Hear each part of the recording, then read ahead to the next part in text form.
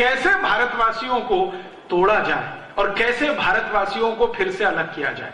और उसी तोड़ने और अलग करने का नतीजा यह था कि अंग्रेजों की सरकार ने भारत के अंदर एक ऐसा आदमी खोजा जो उनके इस काम को आसान करे, और उस आदमी का नाम था मोहम्मद अली जिन्ना। मोहम्मद अली जिन्ना लंदन में पढ़ रहा था उस समय। कॉलेज उनका था हैरिस कॉलेज, वहां पर वो पढ़ाई करता था। पढ़ाई करते समय उनकी नजर पड़ी, अंग्रेजों ने तय कर लिया कि इस आदमी को हम भारत में मुस्लिम लीडर के रूप में प्रमोट करेंगे और इसकी मदद से अपनी नीतियों को भारत में लागू कराएंगे। मोहम्मद अली जिन्ना को हमेशा अपने कंट्रोल में रखने के लिए अंग्रेजों ने उसके पीछे एक बहुत बड़ी चाल खेली। आप जानते हैं कि अंग्रेजों की कौम दुनिया में सबसे निकृष्ट है। कभी भी कानूनी काम करना हो, उससे भी कई गुना नीचे गिरकर गैर कानूनी काम भी वो कर सकते हैं। किसी राजा के साथ भारत में उन्होंने संधि की, अगले ही दिन उस संधि से पलट सकते हैं। तो जिन्ना को प्रमोट करने का तय किया और उसके पीछे अपना एक पिल्लू छोड़ दिया या एक एजेंट लगा दिया। उस एजेंट का नाम था एडविना। उस एजेंट का नाम था एडविना। बाद में यही एडविना माउंटबेटन की पत्नी बनाई गई और उसको भारत में उन्होंने भेजा था। बीच का किस्सा यह है कि लगा दिया जिन्ना के पीछे एडविना को। एडविना भी उसी कॉलेज की विद्यार्थी थी, लॉ में पढ़ती थी जिसमें जिन्ना पढ़ता था। और कुछ संयोग ऐसा हुआ या दुर्योग ऐसा हुआ कि जहां उन्होंने लगा दिया जिन्ना के पीछे एडविना को और जिन्ना को पता नहीं, वहीं उसी समय नेहरू जी भी पढ़ाई किया करते थे हैरिस कॉलेज में, पंडित जवाहरलाल नेहरू। और पंडित जवाहरलाल नेहरू जो हैरिस कॉलेज में पढ़ा करते थे, जिन्ना के साथ कभी कभी चाय कॉफी पिया करते थे। धीरे धीरे इस एडविना ने नेहरू और जिन्ना दोनों को शराब पीना सिखाया और दोनों को धीरे धीरे आगे बढ़ाया। अंग्रेजों की पॉलिसी थी कि दोनों को पैम्परिंग करते रहना है, दोनों को थपथपाते रहना है। थोड़े दिन के बाद जब इनकी पढ़ाई पूरी हुई, ये वापस आए, तो एडविना इनके साथ लग चुकी थी। शादी तो उसकी बाद में हुई है, पहले वो लग चुकी थी। एडविना को ब्रिटिश पार्लियामेंट ने एक स्पेशल ऑफिसर बना के एक बहुत बड़ी पोस्ट देकर, सीक्रेट एजेंसी के जैसे एक पोस्ट बनाकर हिंदुस्तान में लगा दिया और उसको कहा गया कि एक ही काम करना है, जिन्ना को प्रमोट करते हुए, पैम्परिंग करते हुए मुसलमानों का नेता घोषित करवाना है। जिन्ना भारत आ गया पढ़ाई पूरी करके। फिर उसके बाद अंग्रेजी अखबार जो यहां छपा करते थे हिंदुस्तान में, उन अंग्रेजी अखबारों में जिन्ना के बड़े बड़े बयान, एक छोटी सी बात कहे तो उसको बड़ा करके छापना, फोटो के साथ छापना, ये सब कहानी उन्होंने शुरू की। जिन्ना को लगा कि वो बहुत बड़ा लीडर है। वो दिल्ली में एक छोटा सा स्टेटमेंट करता था। अंग्रेजों का अखबार जिसको आप टाइम्स ऑफ इंडिया कहते हैं, ये अंग्रेजों का अखबार हुआ करता था, इसमें फ्रंट पेज पे छपता था। जिन्ना को लगता था अरे बहुत बड़ा लीडर हो गया वो। वास्तव में उसकी बात कोई सुनता और समझता नहीं था। भारत में मुसलमानों के दो वर्ग हैं, एक वर्ग शिया है, दूसरा सुन्नी है। दोनों ही जिन्ना को नेता नहीं मानते थे। शियाओं को पूछो कि जिन्ना नेता बन गया तो शिया और सुन्नी कहते थे जी तो कन्वर्टेड है, हमारा लीडर नहीं है। फिर उनसे दूसरी बात पूछो तो वो कहते थे ये तो सुअर का मांस खाता है, हमारे यहां तो वर्जित है। फिर उसको पूछो तीसरी बात तो ये तो शराब पीता है, हम मुसलमान तो शराब नहीं पीते। और सबसे बड़ा ऑब्जेक्शन था, जिन्ना का परिवार ब्याज पर पैसे दिया करता था, ये उनका मुख्य बिजनेस था। आप जानते हैं कि मुसलमान ब्याज पर पैसा लेना देना पसंद नहीं करते, तो वो कहते थे ये मुसलमान कहां से है। तो हिंदुस्तान का शिया और सुन्नी समाज जिन्ना को लीडर कभी मानता नहीं था, लेकिन अंग्रेज जबरदस्ती उसको मुसलमानों का नेता है ऐसा करके पैम्परिंग किया करते थे। धीरे धीरे उसकी बार्गेनिंग पावर उन्होंने बढ़ाना शुरू किया और कांग्रेस में उसको पहले भर्ती करा दिया। कांग्रेस के अंदर आके उसने ये कहना शुरू किया कि एक ना एक दिन भारत आजाद होगा, तो अलग अलग हमको संप्रदायों के आधार पर मत विभाजन करवाना है। तो कांग्रेस के कई नेता कहा करते थे कि नहीं ये कोई काम नहीं है, ये कोई इशू नहीं है। धीरे धीरे जिन्ना ने देख लिया कि कांग्रेस उसकी इस बात से सहमत नहीं है, अंग्रेज उसको बराबर इसी के लिए पैम्परिंग करते रहे। एक दिन जिन्ना ने कहा कि कांग्रेस में मेरा दम घुटता है, मुझे ये पार्टी छोड़नी है, वो अलग आ गया। उसी समय अंग्रेजों ने क्या किया कि पुरानी बनाई हुई एक छोटी सी संस्था थी जिसका नाम था मुस्लिम लीग, जिसका अंग्रेजों ने कभी रजिस्ट्रेशन किया था सोसाइटीज ऑफ रजिस्ट्रेशन एक्ट के आधार पर 1905-6 में, उस संस्था का जिन्ना को प्रेसिडेंट बना दिया। उस संस्था में मेंबर कितने थे? 5। उसमें से एक जिन्ना, 4 में एक टाइपिस्ट जो संस्था का काम टाइप करता रहता था, एक झाड़ू लगाने वाला, ऐसे करके 5 मेंबर थे। छठा कोई मेंबर नहीं था। लेकिन यह संस्था का नाम ऐसा फैलाया, टाइम्स ऑफ इंडिया में पहले ही दिन जब मुस्लिम लीग का प्रेसिडेंट बना तो जिन्ना का इंटरव्यू आया, उसमें पूछा गया कि भाई आपका उद्देश्य क्या है? तो आजादी लेना। तो उसके बाद का उद्देश्य क्या है? तो भारत में मुसलमानों की सत्ता स्थापित कराना।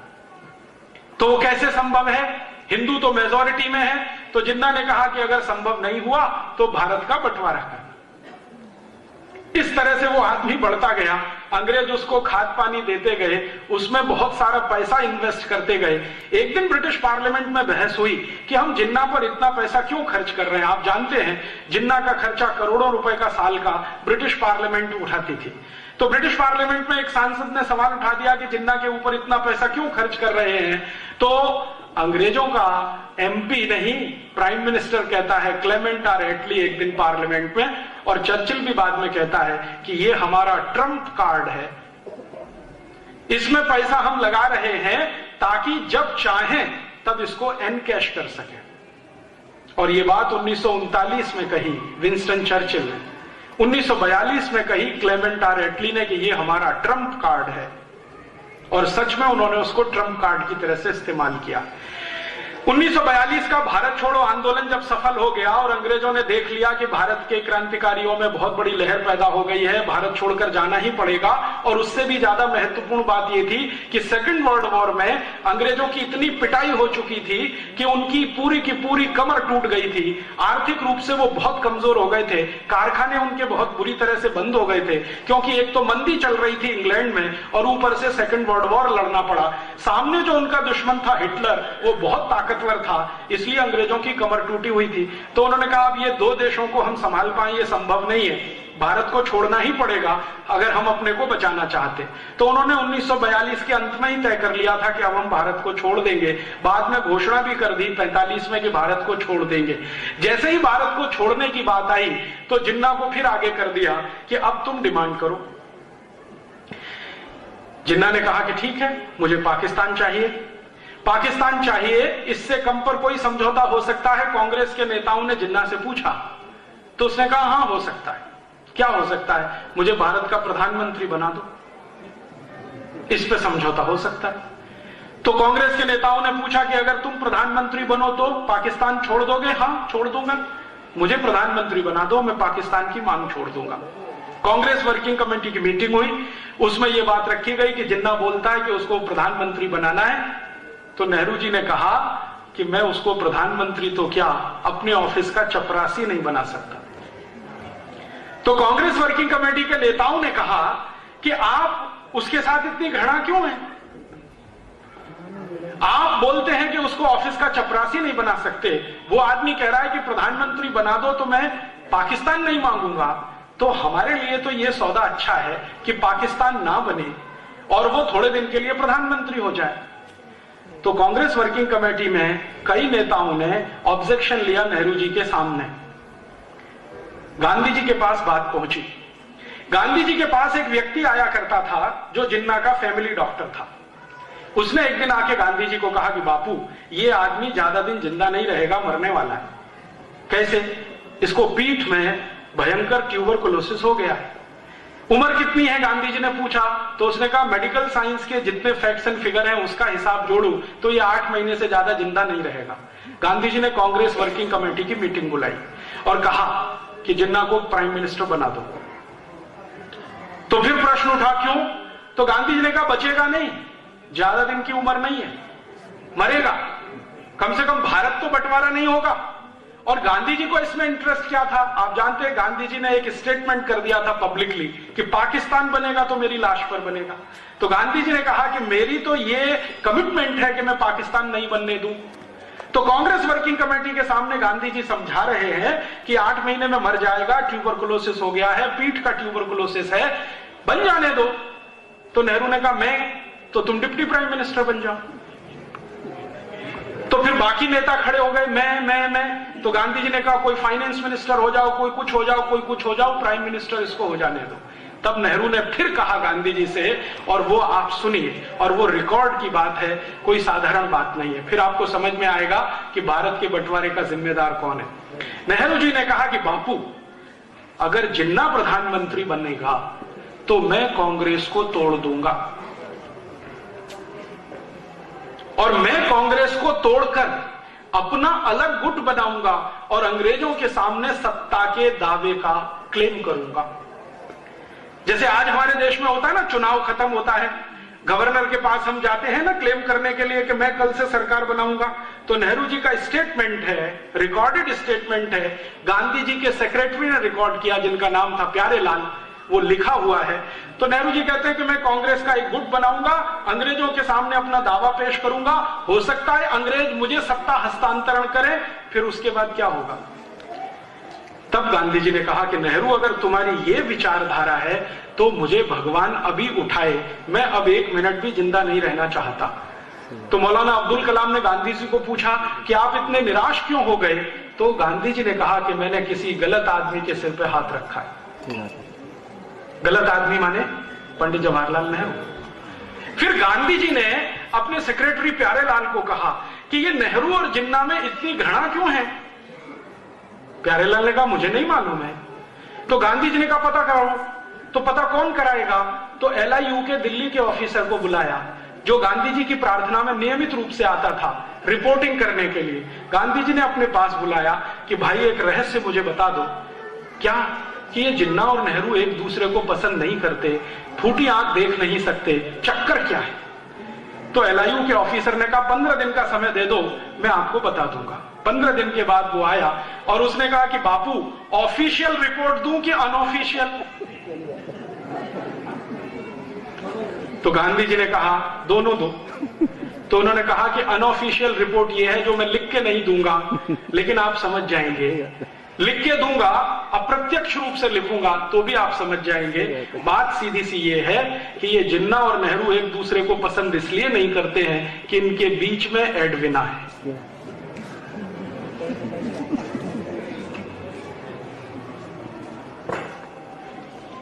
अब आप इसमें से अगर निष्कर्ष निकालना चाहें तो भारत का बंटवारा एक स्त्री के कारण हुआ, एक औरत के कारण हुआ, और वो थी एडविना। नेहरू भी उससे लगा हुआ, जिन्ना भी लगा हुआ, और एडविना इतनी चालाक दोनों को हैंडल करती थी, दोनों को हैंडल करती। और इन दोनों को तैयार किया उसने, नेहरू को और जिन्ना को, दोनों को। आपको एक घटना सुनाता हूं जो आर्काइव्स के रिकॉर्ड में दर्ज है। किसी दिन ये रिकॉर्ड्स खुलेंगे तो देश में विस्फोट होगा। 3 जुलाई 1947 को एडविना और उसका पति, तथाकथित पति, सो कॉल्ड माउंटबेटन, क्योंकि माउंटबेटन एडविना के साथ कभी बेडरूम में सोया नहीं जितने दिन वो भारत में रहा। तो कौन सोता था आप सब जानते हैं। माउंटबेटन तथाकथित पति एडविना का 3 जुलाई 1947 को अपनी पत्नी को बुलाता है और कहता है कि मैं जा रहा हूं शिमला। क्यों जा रहे हैं। अंग्रेजों के यहां से चिट्ठी आ गई है पार्लियामेंट से कि जल्दी से भारत का बंटवारा करने के लिए तैयारी करो, दोनों देशों को अलग अलग करना है।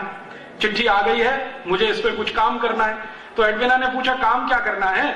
तो उनका मैं जा रहा हूं शिमला, तुम दोनों को लेके मेरे पीछे आओ। दोनों माने नेहरू और जिन्ना, इसको लेके आओ। तो एक ही दिन लाना है, नहीं अलग अलग दिन लाना है। तो पहले पहुंच गया माउंटबेटन, पीछे से एक दिन लेके गई वो नेहरू को शाम को ही इशारे इशारे में कहा गया कि आपको बंटवारे के पेपर्स पर हस्ताक्षर करने हैं। नेहरू ने कहा कि मैं नहीं कर सकता। क्यों नहीं कर सकते। तो कांग्रेस वर्किंग कमेटी में मुझे पूछना पड़ेगा।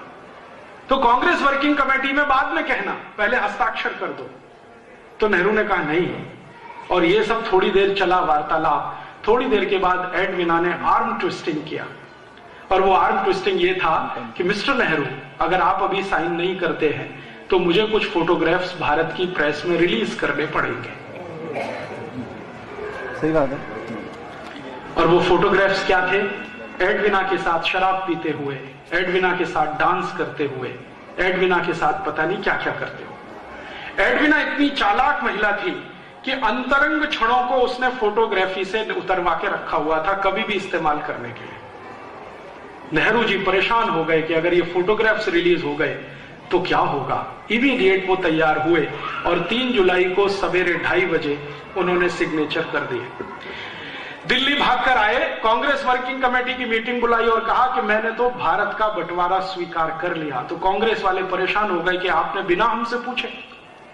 तो उन्होंने कहा हाँ, परिस्थिति कुछ ऐसी थी कि मैंने वो बंटवारा स्वीकार कर लिया। क्या परिस्थिति थी? तो सच नहीं बताया, बताया कि वो जिन्ना अड़ा हुआ था और भारत के साथ बार्गेनिंग करने की कोशिश कर रहा था। इतना एरिया मुझे पाकिस्तान में दो, ये सब बातें बता के वर्किंग कमेटी को कन्विंस किया। तो वर्किंग कमेटी ने कहा कि गांधी जी को बताया?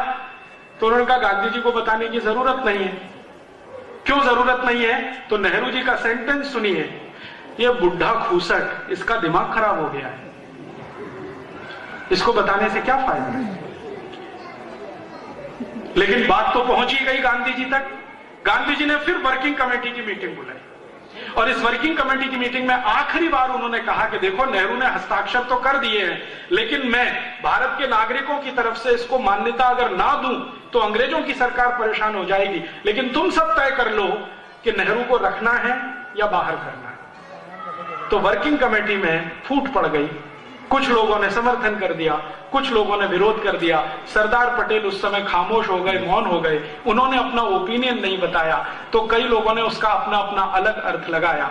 फिर गांधी जी ने कहा कि फिर ठीक है, तुमको जो करना है वो करो, मेरे पास आज से आना बंद कर दो। वो आखिरी दिन था। उसके बाद गांधी जी ने कांग्रेस वर्किंग कमेटी की मीटिंग में जाना और उनको अपने पास बुलाना बंद कर दिया। और उसके 10-12 दिन के अंदर 3 जुलाई से लेकर 17 जुलाई 1947 के बीच में इन्होंने बहुत सारे वो काम कर दिए कि बंटवारे में कौन सा हिस्सा पाकिस्तान जाएगा, कौन सा भारत रहेगा, आर्मी का बंटवारा कैसे होगा, लोगों का बंटवारा कैसे होगा, पैसे का बंटवारा कैसे होगा, वो सब फॉर्मूले तय कर लिए। अंग्रेजों ने एक अधिकारी भेज दिया, उस अधिकारी ने बाउंड्री लाइन तय कर लिया और उसके बाद सब कुछ तय होकर 14 अगस्त रात 12 बजे उन्होंने भारत को तथाकथित आजाद कर दिया, 2 टुकड़े करके, भारत और पाकिस्तान। मैं आपसे बहुत विनम्रता पूर्वक कहने आया वो ये कि भारत और पाकिस्तान का बंटवारा कोई वैचारिक आंदोलन का परिणाम नहीं था। भारत और पाकिस्तान का बंटवारा कोई बहुत बड़े युद्ध क्रांति का परिणाम नहीं था। भारत और पाकिस्तान का बंटवारा 2 नेताओं के चरित्र से उतर जाने का दुष्परिणाम था।